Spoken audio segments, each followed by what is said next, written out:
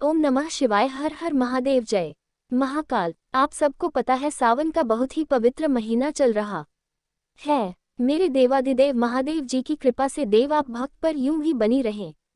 आपकी सारी मनोकामनाएं इसी सावन में पूरी जरूर हो, यही मैं महादेव जी से प्रार्थना करता हूँ। देखिए कल का जो दिन है बड़ा ही विशेष दिन पड़ रहा है।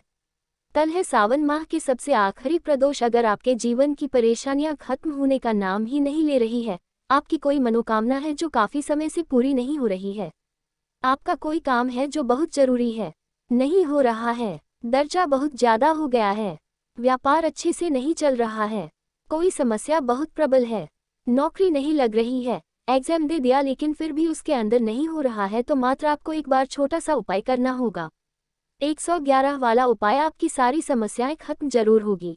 पूजा गुरु जी की कथा से सुन करके और समझ करके पूरे उपाय को बड़े ही विस्तार से बताऊंगा, परंतु उससे पहले आप सबसे एक छोटी सी गुजारिश करूंगा कि जो लोग पहली बार आए हैं चैनल को सब्सक्राइब जरूर कीजिएगा और वीडियो को लाइक करके महादेव जी का कोई सा भी प्यारा नाम कमेंट बॉक्स में लिखना मत भूलिएगा।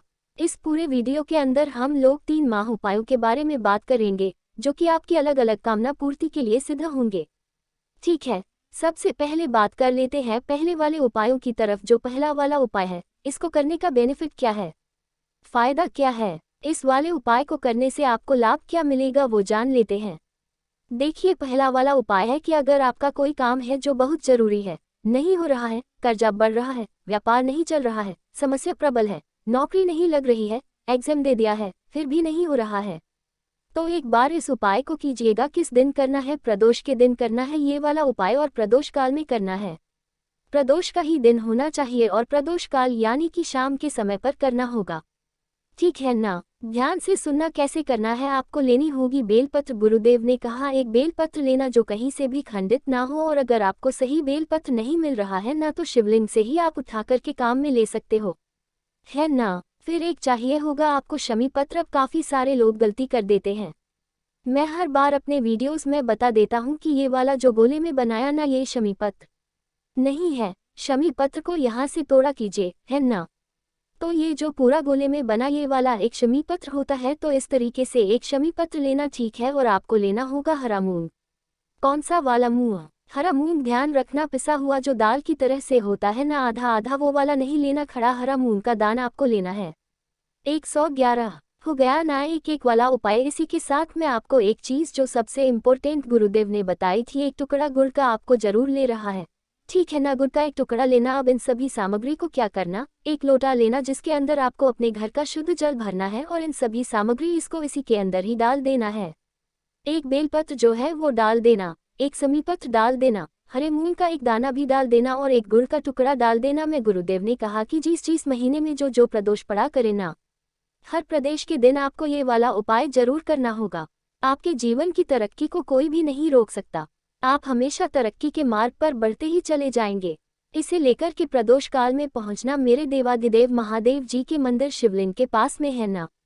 अब यहाँ पर आपको उपाय करने का एक खास नियम है, तरीका है, उसी तरीके से आप करना। उत्तर दिशा यानी कि नॉर्थ डायरेक्शन की तरफ मुंह करके आप खड़े हो जाओगे, ठीक है ना। सबसे पहले थोड़ा सा जल आप समर्पित करेंगे गणेश जी वाले स्थान पर। आप सबको पता है शिवलिंग पर ही पूरा का पूरा परिवार विराजमान है। शिव जी का ये पहला नंबर होता है, गणेश जी भगवान जी का यहाँ पर थोड़ा सा जल समर्पित करना है। उसी लोट्स में से थोड़ा सा भगवान सदानंद कार्तिकेय जी पर तीसरा नंबर पर आपको जल समर्पित करना होगा। माता अशोक सुंदरी पर चौथे नंबर पर आपको समर्पित करना होगा। माता रानी का हस्तकमल जहाँ पर ये शिवलिंग जुड़ा हुआ रहता है, और अंत में पूरा का पूरा जो लूटा बचा हुआ है मेरे देवादिदेव महादेव जी के ऊपर आपको समर्पित करना होगा। कुंडकेश्वर महादेव जी के नाम से ये चीज ध्यान रखना, कुंडकेश्वर महादेव जी के नाम से। और उसके बाद 2 मिनट यहाँ पर बैठना, महादेव जी के कोई से भी मंत्र का स्मरण करना, और उसके बाद अपना नाम और गोत्र बोलकर ये चीज ध्यान रखना, नाम और गोत्र बोलकर आपको महादेव जी से जो भी कामना करनी है, इच्छा बोलनी है, वो आप बोल देना, ठीक है ना।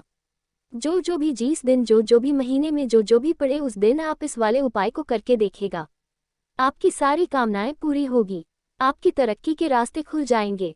ठीक है, ये हो गया पहला उपाय। आप बात कर लेते हैं दूसरे वाले उपाय की तरफ। ठीक है, देखिए दूसरा वाला उपाय के लोगों के लिए है, ये लक्ष्मी प्राप्ति के लिए है ना, यानी कि धन प्राप्ति के लिए अगर आपके घर में धन आ ही नहीं रहा है, माता लक्ष्मी जी रोटी हुई है, आ भी रहा है लेकिन टिक नहीं रहा है, काफी ज्यादा परेशानी है, दिक्कत पड़ रही है, तो मात्र आपको छोटा सा उपाय करना होगा। प्रदोष के दिन प्रदोष काल के समय है ना, प्रदोष के दिन प्रदोष काल के समय शाम के समय आपको इस तरीके से 2 दीपक तैयार करने हैं, ठीक है ना। दोनों दीपक आप मिट्टी के ले लेना, दोनों के अंदर लगाओगे, गोल बाती लगाना और इसी के अंदर भरना होगा आपको गौ माता का घी, ठीक है। इस तरीके से 2 दीपक लेना और 1 लोटा लेना शुद्ध जल, अपने घर का ताज़ा जल जो आता है ना, सुबह सुबह वाला जल आप थोड़ा सा मंदिर के लिए अलग निकाल ही देते हो। हम सब हिंदू हैं तो हम सब जानते हैं, मंदिर के लिए जल के लिए एक पात्र अलग से रख दिया जाता है, उसी वाले पात्र में से आपको जल लेना है, ठीक है ना। जब प्रदोष काल हो तो प्रदोष काल के समय आपको पहुंचना होगा इन दोनों देवों को और साथ ही 1 लोटे जल को लेकर के महादेव जी के मंदिर शिवलिंग के पास में जब आप यहाँ पहुंचेंगी तो उत्तर दिशा यानी कि नॉर्थ डायरेक्शन की तरफ मुंह करके खड़े हो जाना। 1 लोटा शुद्ध जल मेरे देवादिदेव महादेव जी पर सबसे पहले आपको समर्पित करना है। ओम नमः शिवाय, श्री शिवाय नमस्ते। हम पंचाक्षरी मंत्रा श्री मंत्र का स्मरण करते हुए महादेव जी की जो भी आपको पूजा अर्चना करनी है वो आप कर लेना, और जैसे ही आप पूजा अर्चना करने के बाद निकलेंगे है ना, तो जो 1 दीपक है उस 1 दीपक को आपको लगा करके आना है महादेव जी की मंदिर की शिवलिंग की चौखट पर है ना, उस मंदिर की चौखट पर शिवालय की चौखट पर 1 दीपक को यहाँ प्रज्वलित कर देना, ठीक है। और जो दूसरा दीपक है ना, उस दूसरे दीपक को जब आप घर की तरफ वापस आओगे तो घर के अंदर जाने से पहले जो आपका मेन गेट होता है उस मेन गेट के इस वाली दिशा में आपको दूसरा दीपक आपको से जला देना होगा, यहाँ पर प्रज्वलित कर देना होगा और उसके बाद ही आपको घर में प्रवेश करना है।